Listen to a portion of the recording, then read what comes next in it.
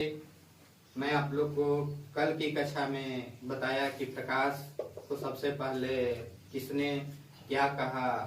प्रकाश को सबसे पहले न्यूटन कण बताया। क्या बताया था? कण बताया था कि प्रकाश क्या है? कण है। लेकिन इसको साबित किसने किया? आइंस्टीन ने। किसने साबित किया? आइंस्टीन ने। और किस थ्योरी से? प्रकाश वैद्युत प्रभाव से।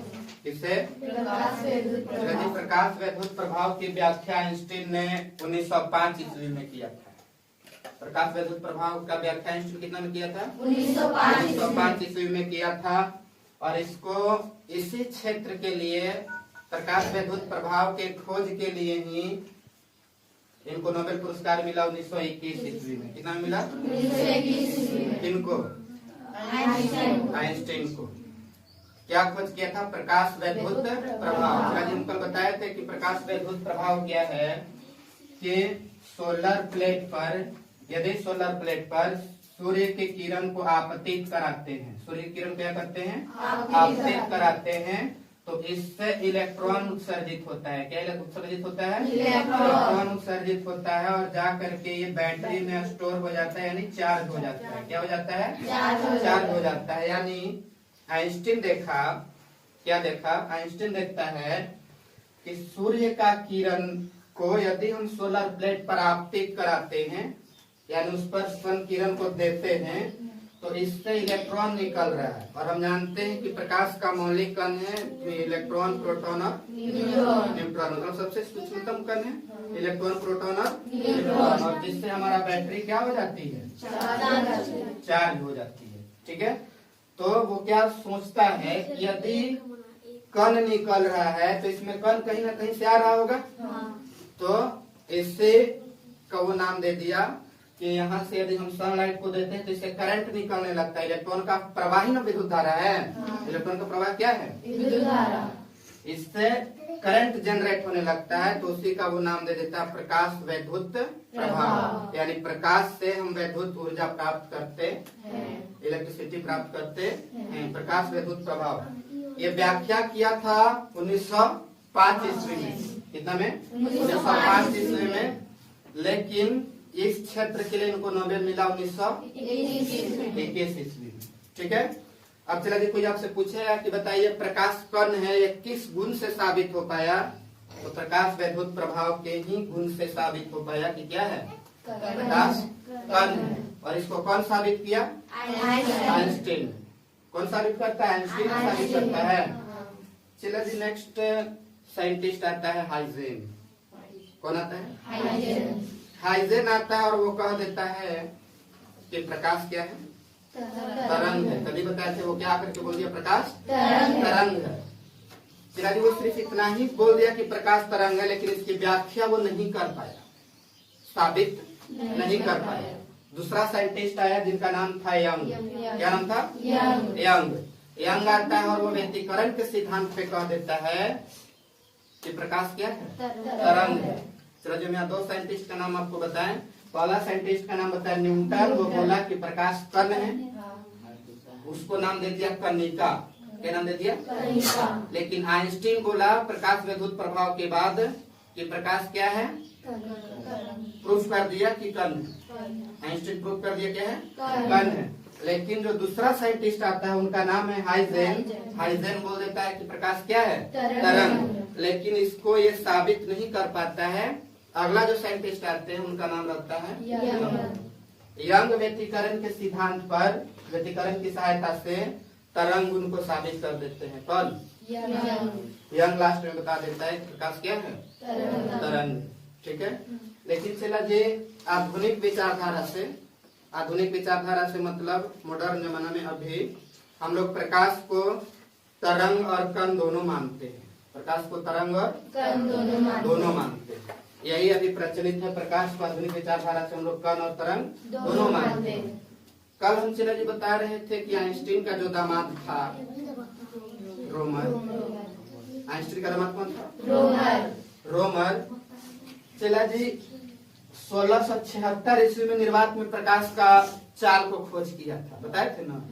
अब आप गौर करना कि आइंस्टीन 1905 में आया था। यहाँ देखिए आइंस्टीन 1905 में आया। अब हम आपको बताएं कि रोमर दामाद है आइंस्टीन का, यानी ससुर कम एज का न हो गया। आज 1600 यानी 200 साल न हो गया बूढ़ा। कौन? दामाद। ऐसा पॉसिबल है कि दामाद 200 साल बूढ़ा? यानी सबसे पहले रोमरे आया था। सबसे पहले कौन आया? रोमर। रोमर सबसे, हम आपको बताए थे वो कहानी में लास्ट में कि ये कहानी का, ये सब हम सिर्फ आप लोग को समझाने के लिए कहानी बनाए थे, मनगढ़ंत बातें हैं, लेकिन इसके पीछे जो साइंटिस्ट रीजन है वो सभी सत्य। ठीक है, देखिए हम आपको समझा देते हैं। जैसा रोमर 1676 ईस्वी में आया, जो निर्वात में प्रकाश के चाल को बताया कि निर्वात में प्रकाश का वेग कितना होता है। लेकिन आइंस्टीन जो था वो कितना में आया था? 1905 कितना में आया था? 1905। यानी इससे हमको क्या पता चलता है कि रोमर बड़ा है और आइंस्टीन छोटा। यहाँ कोई ससुर दामाद वाला झोल है? नहीं। कोई यहाँ ससुर दामाद नहीं। ठीक है, वो कल हम आप लोग को समझाने के लिए ऐसा बात आप लोग के सामने रखे थे। चलो जी, हम लोग एक बात और जान गए कि निर्वात में प्रकाश का चाल 3 × 10⁸ मीटर पर सेकेंड होता है। 3 × 10⁸ मीटर पर सेकेंड होता है। इसकी खोज किसने किया? रोमर ने। उसके बाद से कहते हम लोग जानेंगे, जब प्रकाश चैप्टर पढ़ रहे हैं, कि प्रकाश है क्या। तो एक होता है चला जी पारदर्शी, दूसरा होता है अर्ध पारदर्शी और तीसरा होता है अपारदर्शी। पारदर्शी मतलब चला जी जो किसी सतह से टकराने के बाद पूरा पूरा पार हो जाए, उसको हम पारदर्शी कहेंगे। जो किसी सतह से टकराने के बाद प्रकाश पूरा पूरा पार हो जाए उसको क्या कहेंगे? और उसको इंग्लिश में बोलते हैं ट्रांसपेरेंट। क्या बोलते हैं? ट्रांसपेरेंट। पारदर्शी को इंग्लिश में क्या बोलते हैं? ट्रांसपेरेंट। प्रकाश इसको पूरा पूरा क्या हो जाता है? आर पार हो जाता है। प्रकाश इसका पूरा पूरा आर पार हो जाएगा। उसके बाद दूसरा जो आता है वो अर्ध पारदर्शी। अर्ध पारदर्शी मतलब आधा आधा पार होगा प्रकाश, पूरा प्रकाश पार नहीं हो पाएगा, प्रकाश का क्षय हो जाएगा, वो आधा ही प्रकाश पार हो पाएगा। उसको हम अर्ध पारदर्शी कहते हैं। इसको इंग्लिश में ट्रांसलूसेंट कहते हैं। क्या कहते हैं? ट्रांसलूसेंट। प्रकाश इसको अंशतः पार करता है। अंशतः मतलब आधा, अंशतः मतलब आधा। नेक्स्ट चला जी, एक और टॉपिक है अपारदर्शी। अपारदर्शी मतलब हम लोग तो झारखंड बोर्ड के बच्चे हैं, तो आप लोग तो जान रहे हैं कि ये समझ में आ जाता है कि पारदर्शी, अपारदर्शी, अर्ध पारदर्शी और अपारदर्शी। लेकिन चला इंग्लिश वर्ड में थोड़ा बच्चा गड़बड़ा जाता है। ट्रांसपेरेंट मतलब पारदर्शी, पूरा पूरा पार हो जाएगा। ट्रांसलूसेंट मतलब अर्ध पारदर्शी, आधा आधा प्रकाश पार होगा, प्रकाश आधा पार होगा। और ओपेक मतलब अपारदर्शी, मतलब प्रकाश पार होगा ही नहीं, प्रकाश टकराएगा और वहीं से लौट आएगा, वो अपारदर्शी। क्या चीज? अपारदर्शी। नेक्स्ट हम लोग जानेंगे कि प्रकाश का परावर्तन है क्या। प्रकाश के बारे में जान रहे हैं तो प्रकाश का परावर्तन और अपवर्तन क्या है। प्रकाश का परावर्तन क्या है? चले जी कि जब प्रकाश किसी चिकने या चमकीले सतह पर आपतित होता है, मतलब टकराता है, जब प्रकाश किसी दर्पण से, मान के चलो ये दर्पण है आपका, ये दर्पण से आकर के आपतित होगा यानी टकराएगा और उसी माध्यम में लौट जाएगा, यह प्रकाश का परावर्तन है। क्या चीज है? प्रकाश का परावर्तन क्या है कि जब सूर्य के प्रकाश का किरण या कोई भी किरण, ठीक है, या टॉर्च ही हम यहाँ जलाएंगे तो टॉर्च लाइट निकलेगा। प्रकाश का किरण यदि कोई सतह पर आकर के आपतित होगा, मतलब टकराएगा और टकरा करके उसी माध्यम में लौट जाएगा, उसी माध्यम में क्या हो जाएगा? लौट जाएगा। प्रकाश का क्या कहलाएगा? परावर्तन। क्या कहलाएगा? प्रकाश का। अब चला जी, जैसे मान के चलिए कि हम टॉर्च लिए और दीवार पे टॉर्च को जलाए। दीवार पे जब टॉर्च को जलाते हैं तो लाइट जो होता है वो रिफ्लेक्ट हो जाता है, उसी माध्यम में रिटर्न आ जाएगा, तो वो प्रकाश का परावर्तन, प्रकाश का परावर्तन है। ठीक है, नेक्स्ट अब आता है प्रकाश का अपवर्तन। प्रकाश का अपवर्तन क्या है? मार्क दीजिए। प्रकाश पहले माध्यम से चलकर आएगा, आपतित होगा और वह दूसरे माध्यम में चला जाएगा, वो प्रकाश का अपवर्तन कहलाता है। प्रकाश किसी स्रोत से निकलकर किसी वस्तु पर आपतित होती है, टकराती है, और वह पहले माध्यम से होते हुए दूसरे माध्यम में चली जाती है, तो प्रकाश का क्या कहलाता है? अपवर्तन। परावर्तन में क्या होगा कि लौट कर आ जाएगा, उसी माध्यम में लौट कर के आ जाएगा, लेकिन इसमें क्या होगा? दूसरे माध्यम में चला जाएगा। वो प्रकाश का क्या होता है? अपवर्तन। समझ में आया? अब बोले कि एक उदाहरण दीजिए गुरुजी। तो देखिए आपको मैं बताए हैं कि यदि हम हवा में टॉर्च को जलाएंगे, हवा से पानी में टॉर्च को जलाएंगे, तो चला जी हवा से पानी में टॉर्च चला ना जाएगा, अंदर चला जाएगा पानी में। हम यहाँ से जला रहे हैं टॉर्च पानी में, तो पानी को पार कर जाता है ना टॉर्च, लाइट पार कर जाएगा, प्रकाश अंदर चला जाएगा पानी में। तो पानी में चला जा रहा है, यानी क्या? एक माध्यम से दूसरे माध्यम में चल गया, एक माध्यम से दूसरे माध्यम में चला गया। जब एक माध्यम से प्रकाश दूसरे माध्यम में चला जाता है तो प्रकाश का अपवर्तन कहलाता है। प्रकाश का अपवर्तन कहलाता है। लेकिन चला जी अभी हम बताएं कि यदि टॉर्च को हम दीवार पे जलाएंगे और वो उसी माध्यम में रिटर्न आ जाएगा तो प्रकाश का परावर्तन कहलाएगा। समझ में आया? प्रकाश का परावर्तन और अपवर्तन क्या है? परावर्तन मतलब उसी माध्यम में रिटर्न हो जाएगा तो परावर्तन, और यदि एक माध्यम से दूसरे माध्यम में प्रकाश चला जाएगा। कोई डाउट? नेक्स्ट हम लोग चलते हैं। चलिए प्रकाश के दो नियम है, परावर्तन और अपवर्तन, दोनों अलग अलग बातें हैं।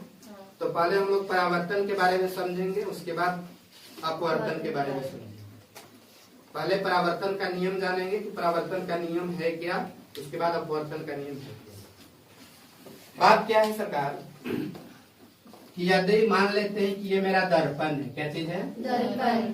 दर्पण बोलने का मतलब आईना, मान के चलिए दर्पण है, मिरर है।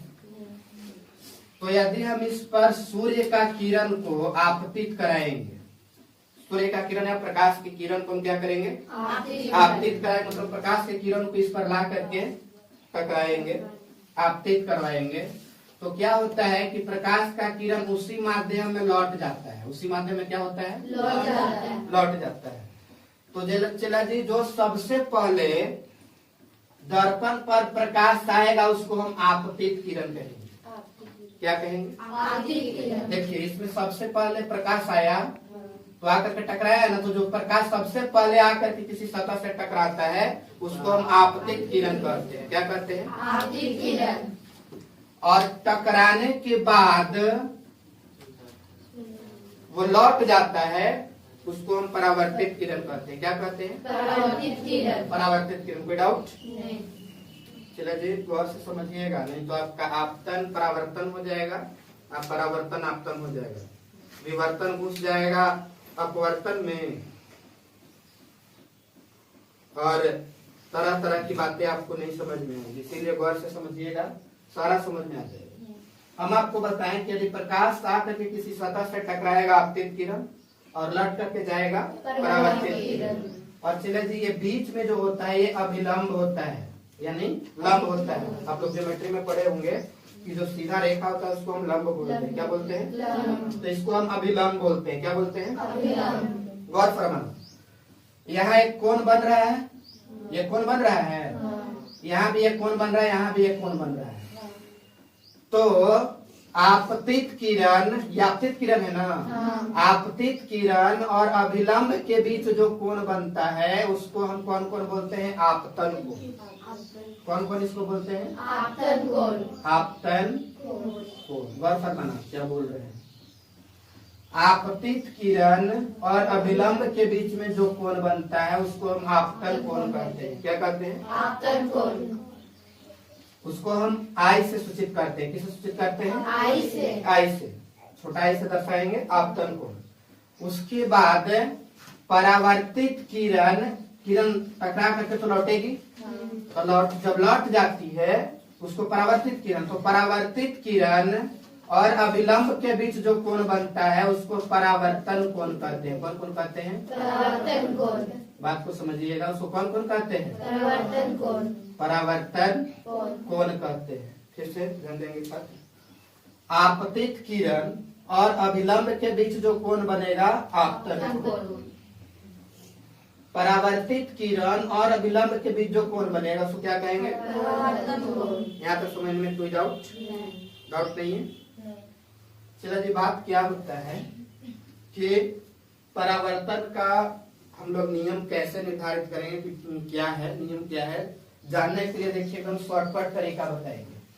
परावर्तन नियम में क्या होता है कि ये दोनों कोण आपस में बराबर रहेगा। क्या रहेगा? आपस में बराबर। पहला नियम देखिए, याद करने का तरीका टीचर लोग रटवा देता है कि आपतन कोण परावर्तन कोण के सदैव बराबर होता है, लेकिन वैसा नहीं, फिगर से समझना है, कॉन्सेप्चुअल समझना है कि बात क्या है। देखिए, आपतन कोण और परावर्तन कोण दोनों बराबर है। ये वाला कोण और ये वाला कोण दोनों हमेशा बराबर होगा। क्या होगा? तो देखिए, यहाँ कोण आई आपतन हो गया और यहाँ कोण क्या है? आर। परावर्तन कोण ये आपतन कोण है, परावर्तन कोण है। तो पहला नियम है चला जी कि आपतन कोण परावर्तन कोण के क्या होता है? बराबर होता है। क्या होता है? बराबर होता है। यदि ये 30 डिग्री रहेगा तो ये भी, ये 60 डिग्री रहेगा तो ये भी 60 डिग्री। कोई डाउट? ये पहला नियम था चला जी कि आपतन कोण परावर्तन कोण का बराबर होता है। इसका पहला नियम था परावर्तन। परावर्तन का पहला नियम आपतन कोण परावर्तन कोण के बराबर होता है। अब चला जी, दूसरा नियम क्या है तो गौर फरमाइएगा। ये है आपका आपतित किरण। कौन है? आपतित किरण। आ रहा है तो आपतित, आ रहा है तो क्या? आपतित किरण। तो आपतित किरण तथा परावर्तित किरण, गौर से देखना दूसरा नियम क्या है। ठीक है, परावर्तन का दूसरा नियम क्या है? आपतित किरण तथा परावर्तित किरण, और इसको बोलते हैं आपतन बिंदु। क्या बोलते हैं? आपतन बिंदु। आपतन बिंदु पर डाला गया अभिलंब तीनों एक ही तल में होता है, मतलब एक ही जगह होता है। तीनों एक ही जगह होता है। हो गया दोनों नियम? नहीं, दूसरा नियम क्या है? देखिए, आपतित किरण तथा परावर्तित किरण, आपतित किरण तथा परावर्तित किरण तथा आपतन बिंदु पर, आपतन बिंदु यही है ना, तथा आपतन बिंदु पर डाला गया अभिलंब तीनों एक ही तल में होता है। कोई डाउट? चलिए, यहाँ पे आपतित किरण तथा परावर्तित किरण अभिलंब तीनों क्या होता है? एक ही तल में होता है। कोई डाउट? समझ में आया? प्रकाश के परावर्तन का दोनों नियम, पहला आपतन कोण परावर्तन कोण के बराबर होता है, और दूसरा हम आपको क्या बताएं कि आपतित किरण परावर्तित किरण तथा आपतन बिंदु पर, आपतन बिंदु डाला गया अभिलंब तीनों एक ही तल में होता है। कोई डाउट? समझ में आ रहा है? नेक्स्ट चला जी, बात अब क्या होता है, गौर से सोचिएगा कि यदि हम यहाँ टॉर्च जलाएंगे, क्या जलाएंगे? टॉर्च जलाएंगे या फिर सनलाइट होगा, प्रकाश होगा, यहाँ से प्रकाश तो तेजी से इस पर टकराएगा। तेजी से टकराएगा। तो क्या जितना तेजी से प्रकाश आएगा उतना ही तेजी से लौटेगा? प्रकाश का क्षय न हो जाएगा? प्रकाश का क्या होगा? क्षय। जितना तेजी से प्रकाश इस पर आएगा उतना ही तेजी से प्रकाश नहीं ना लौटेगा। थोड़ा कुछ तीव्रता क्या हो जाएगी? तीव्रता और आयाम कम हो जाती है। लौटने के बाद परावर्तन में क्या होता है? प्रकाश का तीव्रता और आयाम में कमी आती है। और प्रकाश जितना स्पीड से आएगा उतना ही स्पीड से नहीं ना जाएगा, उसका वेग में कमी आ जाएगा। तो तीव्रता और आयाम में कमी आता है, जबकि तरंग दैर्घ्य में कोई परिवर्तन नहीं होता है। क्वेश्चन पूछेगा प्यारे विद्यार्थी आपसे कि बताइए कि प्रकाश पहले माध्यम में किसी सतह से आकर के आपतित होती है तो उसमें क्या चेंज होता है? तो आवृत्ति चेंज हो जाता है, सॉरी तीव्रता चेंज हो जाता है। यहाँ कोई दर्पण है जो सी, क्या है? सी। ये भी एक दर्पण है और ए बी भी क्या एक दर्पण है। यदि हम ए बी दर्पण पे इधर से किरण को आपतित करवाएंगे, इधर से किरण को आपतित करवाएंगे, मान लेते इधर सनलाइट होगा, सूर्य भगवान होंगे, या कोई टॉर्च इधर से कोई बच्चा जला रहा है, तो इधर से कोई बच्चा जब टॉर्च जलाएगा तो यहाँ पर किरण ये पहला प्राप्त करके आपतित होगा, ये दर्पण पर आकर के आपतित होगा, टकराएगा। तो टकराने के बाद चला जी ये किरण इधर जाएगा ना, यहाँ से ये किरण तो इधर जाएगा ना, किधर दूसरा दर्पण की ओर जाएगा, दूसरा दर्पण पे जाएगा, तो इस दर्पण पर आएगा। तो यहाँ भी ना दर्पण है, ये भी तो नहीं रोक के रख जाएगा, इसको रोक करके रखेगा, ये भी क्या करेगा, परावर्तन कर देगा, नहीं क्या कर देगा, तो चला जी परावर्तन हो रहा है, यानी ये दर्पण था, तो इसका बीच में विलंब होगा तभी ना परावर्तन हो रहा है, ये बीच में विलंब बनेगा, और इसका भी बीच में क्या बनेगा, अविलंब बनेगा। यानी देखिए यहाँ से आपतित किरण, यहाँ से किरण सूर्य किसी स्रोत से निकली प्रकाश की किरण करके आपतित होती है, आपतित होने के बाद टकरा करके लौट गई, परावर्तन हुआ, क्या हुआ, परावर्तन हुआ। अब ये बताया ना परावर्तन किरण क्या है, ये आपतित किरण या परावर्तित किरण टकराया, लेकिन चला जी ये मिरर के लिए ये आपतित किरण हो गया, गौर से समझना। कोई दर्पण पे सबसे पहले जो किरण आकर के टकराती है आपतित किरण, तो यहाँ करके टकराया तो ये आपतित किरण, आई टकरा करके लौट गया तो परावर्तित किरण। ये इस दर्पण के लिए ना, लेकिन इस दर्पण के लिए देखो, इस दर्पण के लिए पहले ना किरण इस पर आया, तो पहले ये किरण आया तो ये आपतित किरण, ये कौन किरण हो जाएगा, और टकरा करके लौट जाएगा तो कौन किरण, परावर्तित किरण। चलो ये आपसे नहीं क्वेश्चन पूछेगा, क्वेश्चन क्या पूछेगा, यदि कोई किरण XY है वो पहले दर्पण पर आकर के आपतित होती है, तो बताइए कि ये P कोण कितना डिग्री का होगा, P कोण कितना डिग्री का होगा। अब मान के चलो वो दे देगा आपको कि ये वाला कोण है आपका 30 डिग्री, कितना डिग्री है, 30 डिग्री। ये आपतन कोण है ना, पहले आपतित किरण और अभिलंब के बीच में जो कोण बनता है वो आपतन कोण, अभी बताएंगे। आपतित किरण और अभिलंब के बीच में जो कोण बनता है कौन कोण, आपतन कोण। तो ये आपतन कोण दे देगा, क्या कहेगा कि पहला दर्पण पे यदि कोई किरण आकर के आपतित होती है और दूसरे दर्पण से टकराती है, तो बताइए कि ये एंगल जो बन रहा है, ये एंगल का वैल्यू कितना होगा, मान कितना होगा। चलो एकदम इजी है, आप लोग सब निकाल लीजिए। देखिए 30 डिग्री, तो यहाँ पूरा 90 डिग्री ना बन रहा है, तो 30 में यहाँ बनिए गया तो 90 में से यहाँ कितना बचा, 60 डिग्री, ये 60 डिग्री हो गया, कितना डिग्री, 60 डिग्री।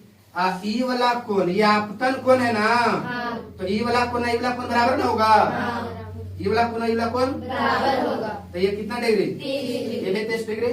और जब ये 30 डिग्री हो गया चिरा जी, तो कितना डिग्री, 60 डिग्री। तब ना इधर भी 90 और इधर भी 90 समकोण है ना, इधर भी 90 और इधर भी 90, ये हो गया 60 डिग्री। और यहाँ देखिए तो 90 दिखिए ना रहा है, दिख रहा है कि नहीं दिख रहा है, ये 90 दिख रहा है, तो ये देखो ये एंगल ना बन गया, तो त्रिभुज के तीनों कोणों का योग कितना होता है, 180 डिग्री। 90 डिग्री यहाँ बन गया, 60 डिग्री यहाँ बन गया, तो 90 और 60 कितना, 90।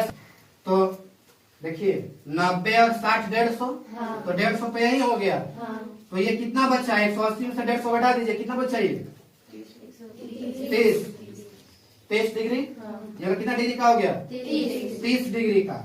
अब चला जी ये 30 डिग्री का हो गया, तो हमको ये और ये बताना है, तो ये वाला 90 डिग्री है, 60 डिग्री हुआ तभी नहीं 90 हो रहा है, ये 30 डिग्री तब नहीं 60 डिग्री, तब नहीं ये वाला यहाँ पे 90 डिग्री का कोण बनेगा। और जब ये 60 हो गया तो भी 60, क्यों 60, क्योंकि दोनों कोण है आपतन कोण परावर्तन कोण के बराबर होता है। प्यारे विद्यार्थी फिर से समझेंगे इसका झोल क्या है, कि किरण पहले आकर के कहाँ आपतित होती है, क्या होता है। ये दो मेरा दर्पण है, एक है आपतन, एक एबी दर्पण है, दूसरा एसी दर्पण है। एबी दर्पण पर प्रकाश का किरण आकर के आपतित होती है, आपतन के बाद ये लौट करके चला जाएगा, परावर्तन हुआ, क्या हुआ, लौट करके चला गया, तो दूसरा दर्पण पे आकर के टकराया, तो दूसरा दर्पण पे आकर के आपतित हुआ, तो फिर से इसको रिफ्लेक्ट कर देगा, फिर से परावर्तन हुआ। अब चिला जी आपका दे देता है कि ये 30 डिग्री है, कितना डिग्री है, 30 डिग्री। जब ये 30 डिग्री दे देगा तो 60 डिग्री हो जाएगा, क्योंकि ये दोनों 90 डिग्री होना चाहिए। और जब ये 30 है तो भी 30, क्योंकि आपतन कोण परावर्तन कोण के बराबर, आपतन कोण परावर्तन कोण के बराबर, तो ये 30 से भी 30 विदाउट। अब यहाँ 30 हो गया तो ये 60 होगा तभी ना 90। ये 60 हो गया। अच्छा जी यहाँ देखो 90 पहले से है, समकोण पहले से है, तो 90 और 60 ये दोनों को ऐड करेंगे तो 150 150। ये 150 हो गया। अब तीनों कोणों का योग होना चाहिए 180। तो 180 में से 150 घटा देंगे 30 ये हो गया। और जब ये 30 हो गया तो यहाँ भी देखो ये अविलंब है, अविलंब है तो 90 डिग्री न बनना चाहिए। तो ये 90 डिग्री यहाँ बन रहा है तो 30 यहाँ हो गया तो यहाँ 60 न बचा। 90 में 30 घटा देंगे यहाँ 60 बचा। ये कोण दोनों बराबर ना, ये आपतन कोण परावर्तन कोण है ना, ये दोनों क्या हो जाएगा बराबर। तो ये 60 तो ये भी 60, यानी हमको एंगल पे का मान कितना हो गया 60 डिग्री। कितना समझ में आया? कोई डाउट है? कोई डाउट नहीं है। अब प्यारे विद्यार्थी हम लोग जानेंगे कि हम लोग जो नॉर्मली घर में दर्पण यूज करते हैं तो कोई दर्पण आपका प्रतिबिंब बहुत साफ दिखाएगा, कोई दर्पण आपका चेहरा बहुत साफ दिखाएगा, तो कोई दर्पण में आपका फोटो साफ नहीं दिखेगा। इसका क्या झोल है? बात ऐसा है सरकार कि जो हम लोग का घर में 10 रुपया वाला ऐनक रहता है, पोंछ करके ऐसे मुंह में देख लेते हैं, नहीं मुंह देख लेते हैं तो हम लोग को दिख जाता है, लेकिन उतना साफ नहीं रहता है। चला जी एक वो नॉर्मली दर्पण होता है, नॉर्मली ऐनक होता है, लेकिन एक होता है जो अमीर लोग यूज करते हैं अपार्चिक। अपार्चिक नाम का एक कंपनी का एक दर्पण होता है, वो चले जी आपका पूरा साफ फोटो दिखाएगा आईना में, पूरा साफ। अब बोलिए कि इसमें क्या ऐसा झोल है? तो इसका क्या झोल है कि जो हम लोग घर में नॉर्मली दर्पण यूज करते हैं उसके पीछे कोई भी पेंट कर देता है। नॉर्मली पेंट जो पेंट उसको मिलता है वो पेंट उसका पीछे कर देता है। देखिएगा दर्पण के पीछे पेंट कर रहता है ताकि प्रकाश क्या हो सके, रिटर्न हो सके, आपका फोटो दिख सके, प्रतिबिंब बन सके। लेकिन चला जी जो ये हम कंपनी बताए आपको, ये जो अपार्चिक का जो ये होता है दर्पण होता है, मिरर होता है, उसके पीछे चांदी का लेप चढ़ा होता है। किसका? चांदी का लेप चढ़ा होता है, सिल्वर नाइट्रेट का। किसका? सिल्वर नाइट्रेट का। और हम लोग जानते हैं चला जी चांदी प्रकाश का बहुत अच्छा परावर्तक है। चांदी पे हम जितना प्रकाश डालें वो पूरा प्रकाश को रिफ्लेक्ट कर देगा। तो वो आईना के पीछे, दर्पण के पीछे किसका लेप चढ़ा होता है? Silver nitrate. सिल्वर नाइट्रेट का फॉर्मूला होता है AgNO3। सिल्वर नाइट्रेट का लेप उसका पीछे लगा होता है, जिसके कारण प्रकाश क्या होता है, पूरा लौट आता है और हमारा फेस साफ दिखता है। अच्छा अब एक बात बताइए, हम आपको देख पा रहे हैं, कैसे देख पा रहे हैं? यदि मान चलिए लाइट को ऑफ कर देते हैं, अंधेरा रूम हो जाएगा, तब हम आपको तो नहीं देख पाएंगे, नहीं देख पाएंगे। तो देखने के पीछे झोल क्या है कि प्रकाश किसी स्रोत से निकलकर पहले आप लोग से आकर के टकरा रहा है और टकराने के बाद हमारे नेत्र तक पहुंच रहा है, तब हम आपको देख रहे हैं।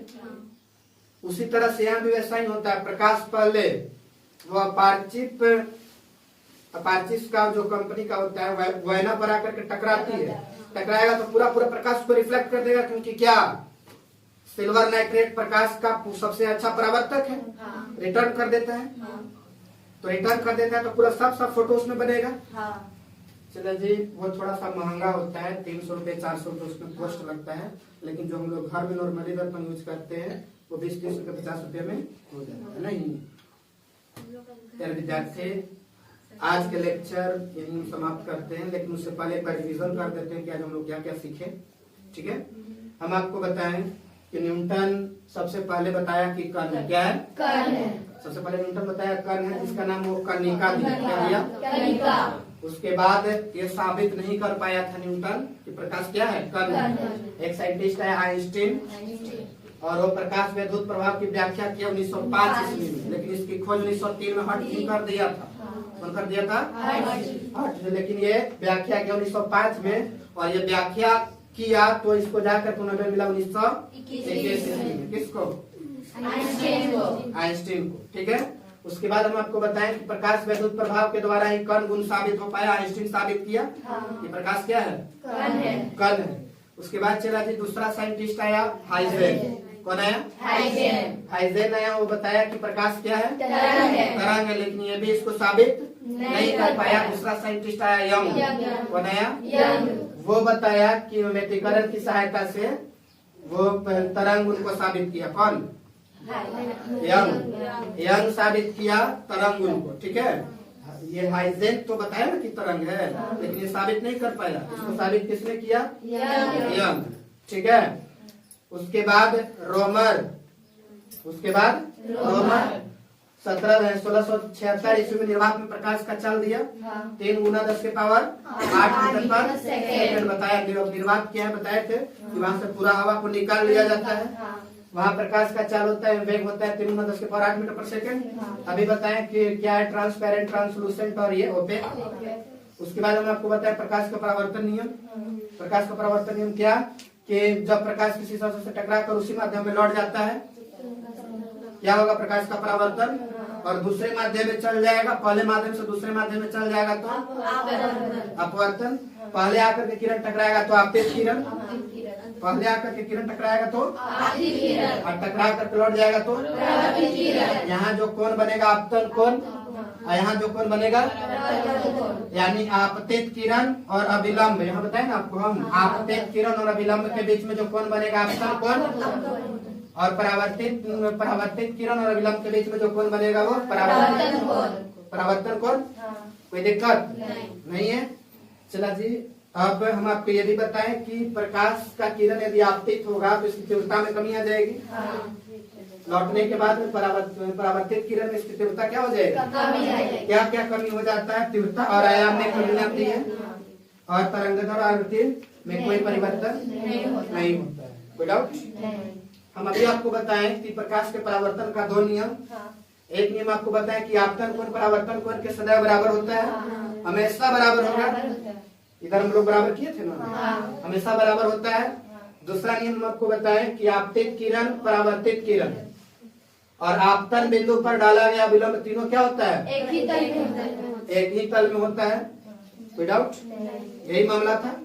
अभी हम फिर एक और आपको बात बताएं कि नॉर्मली दर्पण में हमारा फेस पूरा क्लीन नहीं दिख पाता है, साफ नहीं दिख पाता है, लेकिन किसमें दिखता है, जो अपारचिस नाम का कंपनी होता है उसमें पूरा साफ दिखता है। क्यों साफ दिखता है, क्योंकि उसमें सिल्वर नाइट्रेट का परत चढ़ा होता है। और हमारा घर में जो दर्पण आप लोग यूज करते हैं, वो दर्पण में कोई भी पेंट ऐसा ही यूज होता है। ठीक है, विद्यार्थी, हमको उम्मीद है कि आप लोग को समझ में आया होगा। मिलते हैं अगले कक्षा में।